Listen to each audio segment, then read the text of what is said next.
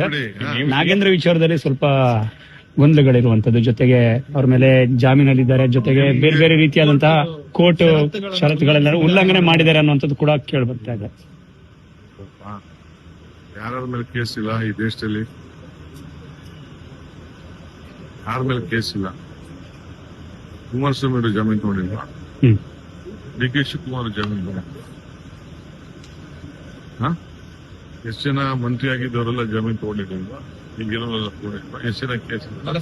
ಕಾನೂನು ಉಲ್ಲಂಘನೆ ಮಾಡಿದ್ದಾರೆ ಅಂತ, ಷರತ್ತುಗಳ ಉಲ್ಲಂಘನೆ ಆಗಿದೆ ಅಂತ ಕರ್ನಾಟಕ ಬಿಟ್ಟು ಹೊರಗಡೆ ಹೋಗಿದ್ದಾರೆ ಅಂತ ಸರ್. ನನಗೆ ಯಾವಾಗಲೂ ಗೊತ್ತಿಲ್ಲ, ನನ್ನ ಗಮನಕ್ಕೆ ಬಂದಿಲ್ಲ. ನಾವೆಲ್ಲ ಸರಿ ನೋಡಿದೀವಿ.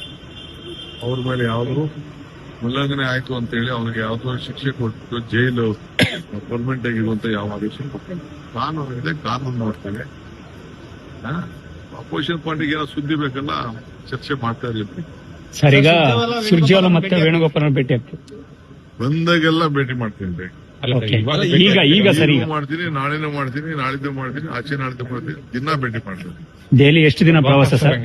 ಡೈಲಿ ಪ್ರವಾಸ ಎಷ್ಟು ದಿನ ಸರ್? ಇವತ್ತು ಪ್ರವಾಸ ಇದೆ, ನಾಳೆ ಬೆಳಿಗ್ಗೆ ಕೋಲಾರ ಪ್ರವಾಸ. ಕೋಲಾರ